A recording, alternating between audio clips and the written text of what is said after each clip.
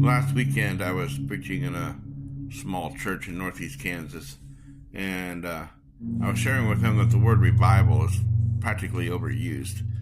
And we have revivals here, revivals there, and honestly, nothing changes. We have these meetings that we label a revival, but they're not a true revival. And so I come up with a list, and I basically was sharing with this particular church reasons why Christians or churches do not want a real revival. Basically stating that we want a revival on our terms. We don't want a revival that's a real revival because it comes with consequences. It comes with it has certain demands that we don't want to make, or it will require certain commitments of us that we don't want to make. So here are some reasons why we do not want a revival that I come up with in a list. Here says, first one, because it will disrupt our comfort zone and personal plans. 2, because we are not willing to examine our hearts and consider our ways, and to repent.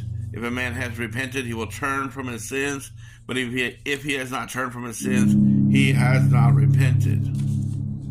Then we are content with the status quo and don't want change. We have a fear of revival, because of what revival will demand of us when the revival is beyond our control. Which brings me to the next point. We don't want a revival because of the loss of control. So Christians always going around saying God is in control, but yet we fear losing our control.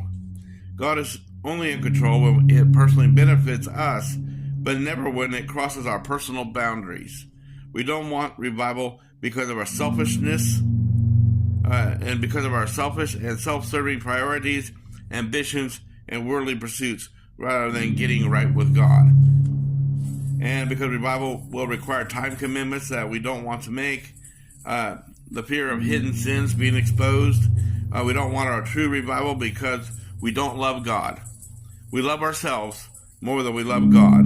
The love of worldly pleasure is a clear indicator of a lack of the love of God. We want a meeting that will entertain us, not a meeting that disrupts our way of life. This is why we do not want a true revival. And then we are, I think that was it. This is my sermon outline here, actually.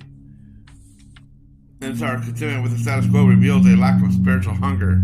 When you lose your hunger for God, you become distracted by the wrong things. If we really wanted to move with God, we would not miss prayer meetings. This is my favorite part.